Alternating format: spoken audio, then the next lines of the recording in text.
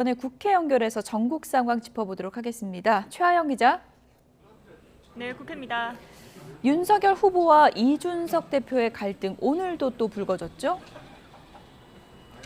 네, 이번에 이철규 전략기획부총장의 임명안을 두고 이준석 대표와 윤석열 후보가 정면 충돌하는 모습입니다.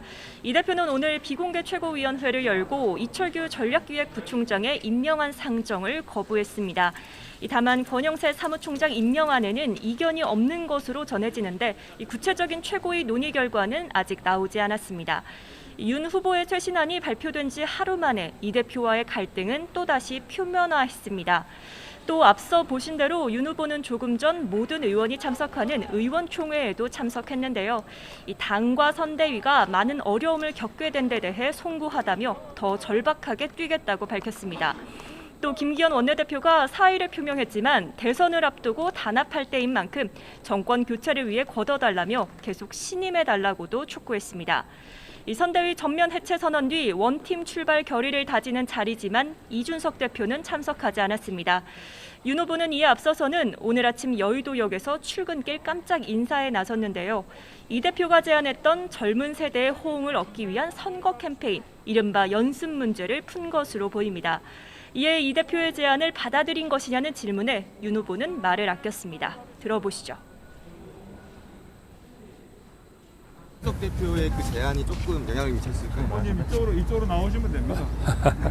그건 가시죠? 나중에 얘기합시다. 그럼 뭐. 이를 통해 이 대표와의 갈등이 풀릴지 주목됐는데 이 대표는 관심 없다며 차가운 반응을 보였습니다. 네, 이런 가운데 민주당의 이재명 후보는 연일 정책 행보에 나서고 있는데요. 오늘은 어떤 정책을 내놓습니까?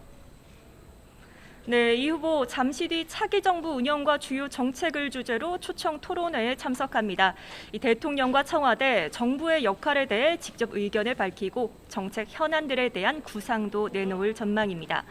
이에 앞서서는 미국 라스베이거스에서 열린 세계 가전 전시회에 참여한 우리 혁신 기업들과 화상으로 정책 간담회를 했습니다.